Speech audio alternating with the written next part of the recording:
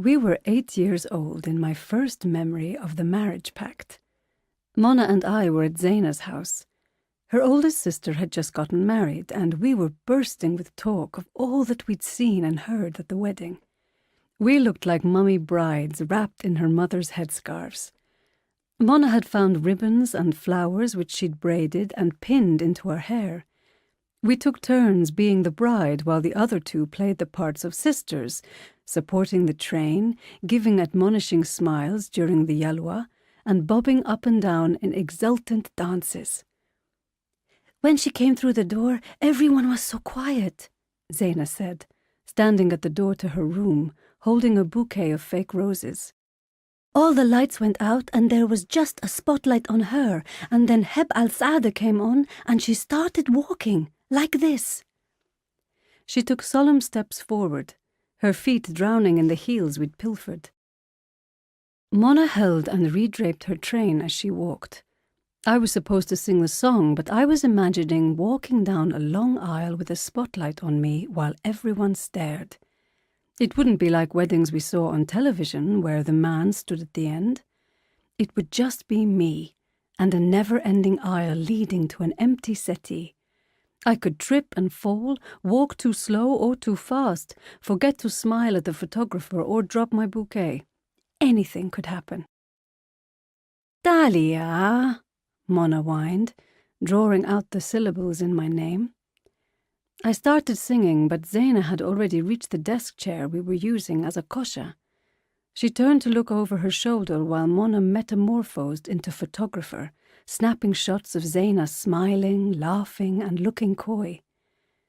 I knew what was coming next. I always got the groom's role.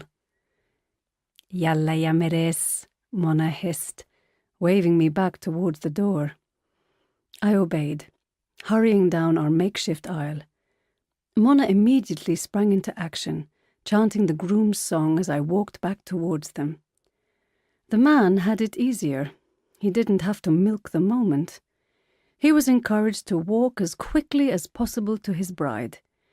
I got to Zaina and gave her a kiss on the forehead before taking the chair beside her. Mona redraped the train and continued to snap fake photos as we interlocked our arms and mimed sipping juice from tall, fluty glasses. "We should get married together," Zaina said, sighing up to the ceiling. "All three of us on the same day." "Yeah!" Mona cried, clapping her hands together. "And we can have one big party." "We could all walk down the aisle together," I offered. "No," Mona and Zaina shouted, frowning at me. "We'll take turns," Zaina said with a nod. "Who goes first?" Mona asked. Zaina chewed her lip and picked at a scab from where she'd scraped her elbow. "We'll go by the alphabet." "Yeah," Mona exclaimed, linking fingers with Zaina and waiting for me to join. My stomach clenched into something hard and tight and unfamiliar. But I added my fingers to our promise link and we shook on it. We were terribly young then, and they were only words. The pact changed, evolving as we matured. At 10, we dismissed the alphabet idea as stupid and decided the eldest should go first. A few years later, we would sometimes draw straws or have a competition to see who could flick their marble the furthest. We chose arbitrary ages that seemed far off in some unseeable future, 20, 22, 27. By 15, I wanted out of the pact, but was kept in by Mona and Zaina's unwavering enthusiasm. At 19, Mona decided the pact wasn't cool and joined me, but in our early 20s, the two of them were back in competition. Our families thought the pact was charming at first, some adorable little fancy for little girls. They saw it as early confirmation that life would turn out like they expected it to, that their daughters would turn out as planned. Later, it became funny, an amusing anecdote to share at gatherings, something to laugh about with friends and aunties. Finally, it became tiresome. Just one more thing for our mothers to worry about in their efforts to see us settled in happy marriages. Whose daughter would go first? Even then, there were comparisons. Mama wanted to beat the record she'd set with my sister Nadia, who was married at 23. When Mona got rowdy, her mother would say she needed to set a good example for her younger sister. But what she really meant was, don't do anything to lower your chances. And Zaina's parents were forever reminding her how small the country was and how everyone knew everything about everyone, and she should never forget that.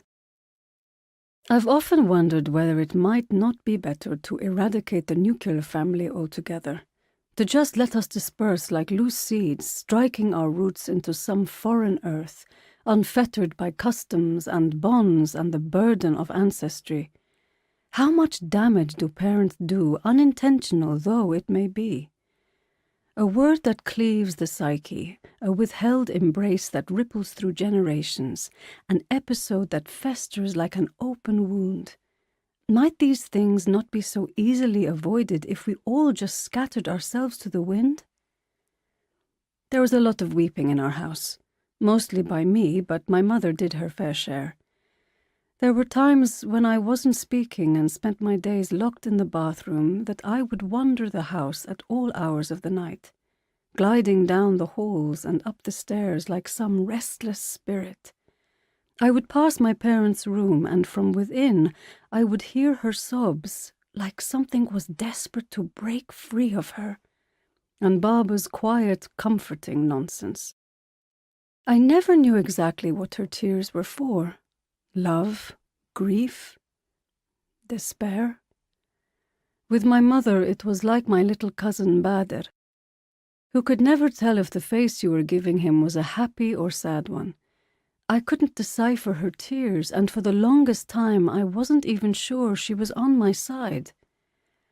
Our lives are sustained by rituals.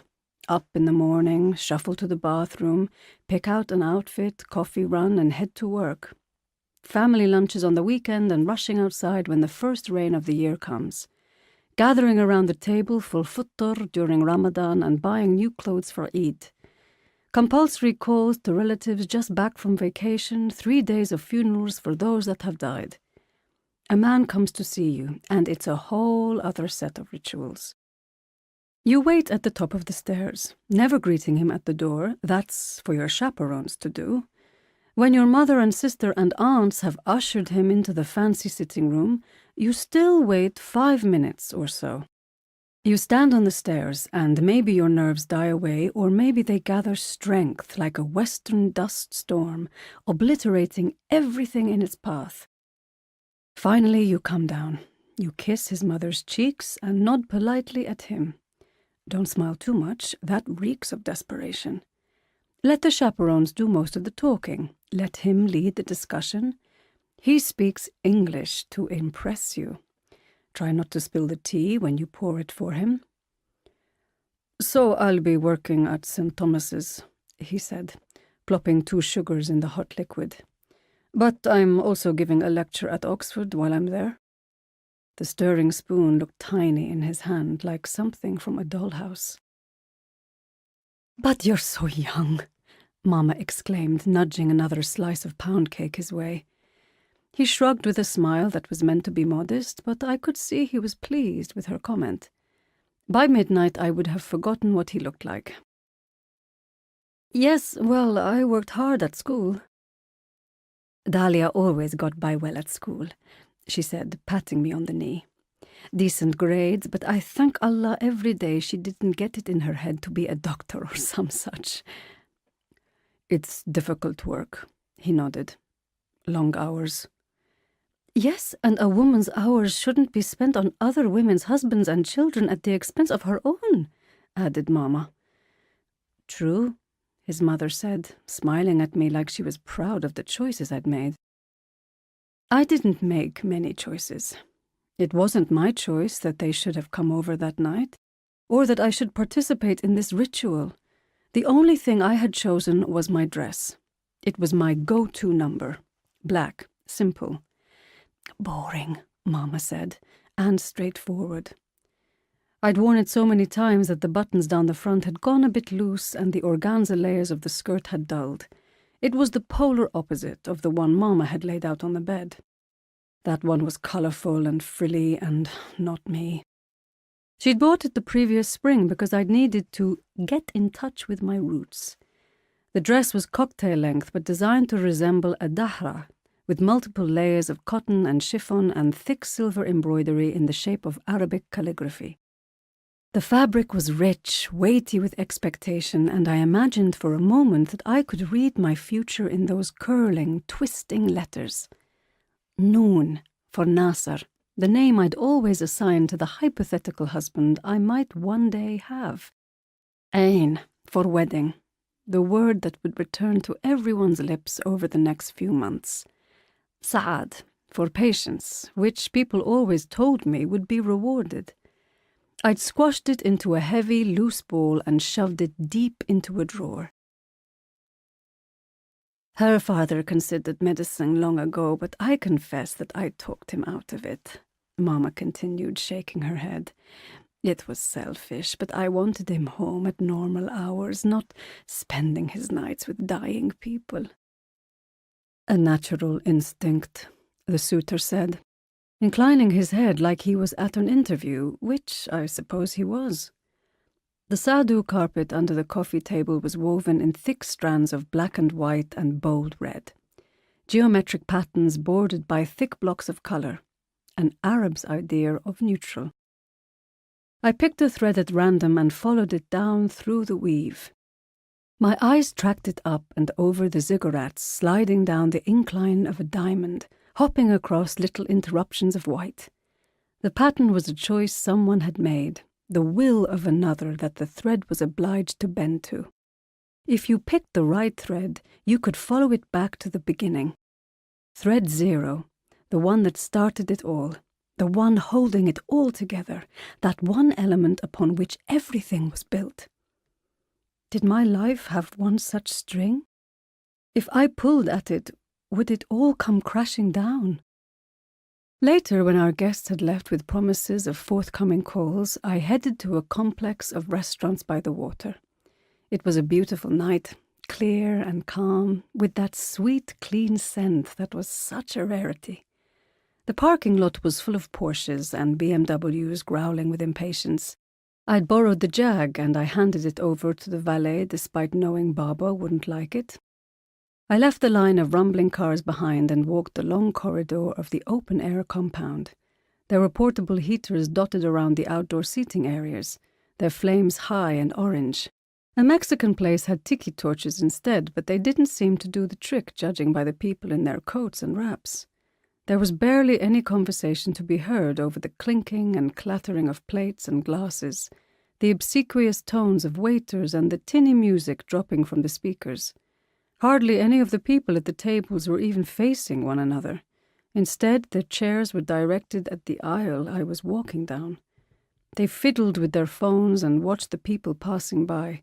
Sometimes they turned to their companion to comment on something. A skirt too short, a blouse cut too low, or a patently ridiculous choice of footwear. I was wholly unremarkable. I knew with the boring black dress and my sensible slingbacks that didn't have red soles. I passed unnoticed, eyes barely sweeping my form before moving to the next person. I moved through the outdoor seating area of the Italian restaurant where I was meeting the girls. The queue was 5 groups deep at the door, but I spotted Zaina seated at the far end of the area and the hostess waved me through. She gave me a big hug and said, "Manna's running late as well." I took the seat across from her facing the water. The restaurant jutted out over the shore, slightly away from the main complex. It was quite away from the hullabaloo at the start of the compound. For a moment I could almost imagine I wasn't there, but at a cafe on the south bank, watching lights play over the Thames. But it was Kuwait, and the moon was out, low and slinky in the sky, trailing a long, blurry Milky Way in the water. A light breeze played with my hair and ruffled my dress, but it really wasn't too cold. A waiter materialized at our side, seeking a drinks order, his grey and white uniform crisp and glowing in the light. I asked for water. Zaina already had the Coke in front of her, and she barely looked up to tell him we were waiting on a friend when he tried to shift to food orders. She tapped at her phone, and I stared at the water. Minutes passed. I got my water, and our table got a bread basket and a plate of vinegar and olive oil before she put it down. "So, how'd it go?" she asked, coffee-colored eyes turning to me. "Oh, same old, same old." She scowled and leaned forward, elbow to table, rounded chin in palm, the picture of attentiveness. "Well, what happened?" I was too tired to rehash it all, but I knew she wouldn't let up, and it was better to get it out before Mona joined us and spun it into a whole thing. I never knew where to start with such stories, so I just said the first thing that came to mind. "We talked about scuba diving." Her brows rose against her pale forehead. "Why?" I shrugged helplessly. "I mean, what got you there?" I shrugged again. "We were talking about that Guten Tag Red Bull thing." "Flugtag," she corrected with a laugh. "Whatever. And that led us to talking about extreme sports in general, and that took us to scuba diving." She frowned thoughtfully, her fingers playing with the gold hoops in her ears. "Is scuba diving an extreme sport?" "In my book it is." "And did you tell him you're scared of open water?" I shook my head. "Mama was giving me her agree with everything he says or I'll kill you look." "Ah," she said, nodding along with the sympathy of someone who'd been on the receiving end of such a look. "So, not a love match then?" I let out a mirthless laugh, my eyes straying over the water. "That's not really the point, is it?" She leaned back in her seat, pulling her olive green scarf tighter around her. "I guess not." The water rolled in and out. Our eyes met, and I could tell she was about to force this cloud away. It was a familiar routine. "Well," she finally said, "maybe he'll want to see you again, and it'll go better." I pulled a slice of bread from the basket and started tearing it into small squares. I had no intention of eating. "You do realize we were talking about this same shit when we were in college? 10 years, Zaina." She nodded along, eyes glazing over, and I knew she was thinking back to those hours in the cafeteria, where all we could talk about was which of our classmates we'd consider marrying.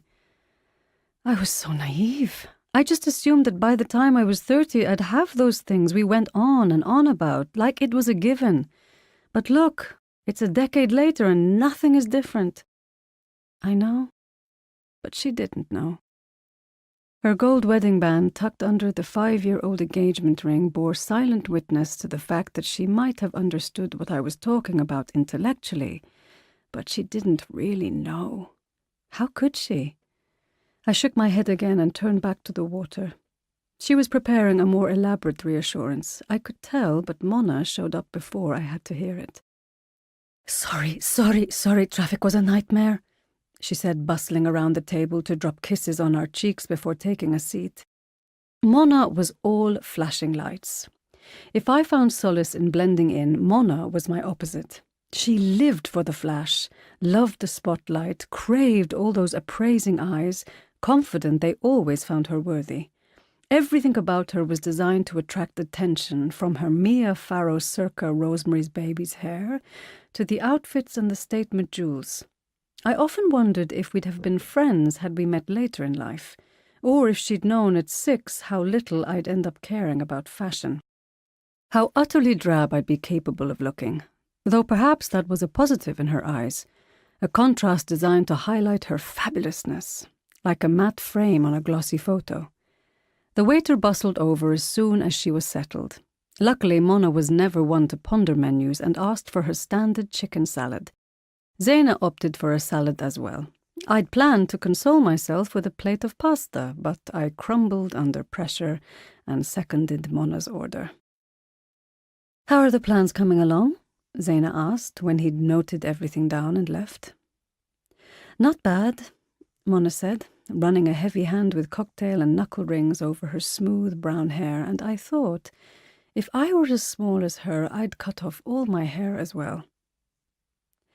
Rula's gone a bit crazy on us, she continued, which is weird timing since all the plans have been finalized. Zaina gave her a sympathetic look. It's probably just because it's getting so close. Yeah, but she needs to calm down. I was never like that for my wedding. She completely lost it at Mom when we were at the tailor the other day. The florist called to say her bouquet would have 10 white roses instead of 15, and she lost her mind. Why can't she have 15? I asked. The bouquet would be way too big proportion-wise, she replied, looking at me like it was obvious. Rula thinks bigger is better, but she doesn't need that many. Zaina nodded in agreement. So, what happened? Nothing, she said with a shrug. Rula and Mom started yelling at each other, Mom stormed off, and I gave Rula a lecture on proportions all the way home. She finished with a chuckle. Oh yeah, I almost forgot. She put a hand on my arm to get my attention. You're going to be in the Yalwa, right? I was saved from an immediate answer by the arrival of our food and the resultant shuffling of things on the table to make space, the offers of extra cheese, more bread, fresh pepper, and the like. The last time I participated in a Yalwa must have been at Zaina's wedding. That particular tradition is the only one where the bride doesn't really take center stage, despite being perched on her own little makeshift throne. No, the focus isn't on her, but on the ones surrounding her. The unwed girls, family and close friends circled around her chair, holding a large green and gold embroidered blanket over her head. I remember the feeling, standing there clutching my bit of fabric while all the women watched us flutter and flap the thing over the bride's head. They ought to have been directing good wishes to the bride, and perhaps they were, but everyone knew the women took it as an opportunity to get a good look at the unmarried girls. That one in pink might appeal to my son. The one in yellow is too tall. Yes, but prettier than the one in ruffle, don't you think? We were presented for quite a long time, at least 15 minutes. Or 3 songs, whichever finished first. Standing there, flapping and fluttering the fabric, trying to keep in time with the music and the chants of blessing. Flapping and fluttering until our elbows locked and our arms threatened to fall off. Hey, Mona said, drawing my attention back to her. You'll do it, right? I puffed out a breath, pushing my fork through the salad. I don't know. What do you mean you don't know? She said, frowning. She's my sister. I'll be the oldest one doing it. She smiled, and though it was full of sympathy, it wasn't lacking in resolve. All the more reason not to say no. I looked from her to Zaina. She was holding her breath, forever fearful of confrontation. But it was such a little thing, and Mona and I had been friends for a long time. I nodded my assent. Excellent, Mona said, attacking her salad with relish now that things had been sorted. It'll be fun. I scoffed at her attempt to console me. We'd been to a lot of weddings. She wasn't fooling anyone. Okay, she continued, black eyes drifting up to the sky in thought for a moment. You, Heba, Eman, and Fatima makes 4 from our side. The groom's family can get the rest from their end. Did I tell you how my aunt called to remind me about it? Zaina and I shook our heads. She calls and goes, Mona, how many virgins have you found for the Yalwa? Zaina nearly choked on her chicken, and my laugh caught the attention of the guys at the neighboring table. Mona leaned forward, and we followed suit. I said to her, I can find unmarried girls, but beyond that, I make no promises. The boys shifted their torsos towards us, leaning forward and back around each other for a better view at what had us laughing so hard. We pulled in even closer to one another, Zaina's hand covering her mouth as she giggled uncontrollably. I shook my head at the nonsense our aunties were capable of speaking. Finally, we composed ourselves, calm and quiet in a moment, reduced to a dome of decorum, and Zaina asked Mona about her job. I wasn't listening, though. I kept thinking about what Mona's aunt had said. I wondered what it would be like if the Yalwa cloth could somehow detect non-virgins, like if the fabric started to smoke when I held it. I imagined the pointing, the gasping, the shaking of heads as the fabric burned my fingers. I wondered how many girls it would smoke for. Would I really be the only one? Later that night, I lay panting in my bed. There was a vise around my lungs, squeezing tight. It burned. I sucked in air through my nose and mouth, great big gulps, but it didn't help. My lungs continued to sting like acid. I flicked on the lights, turned on some music, needing as much stimulation as possible. Maybe it would distract me from the sensations, from the certainty that I was at that moment dying. There's this lore, or perhaps it's superstition. It's about a demon called a Yathum who comes to you in the night. He sits on your chest, feet splayed in a squat, growing heavier and heavier until you wake because you can no longer breathe. Even waking will not save you. He'll cling while you gasp and scratch at your breasts.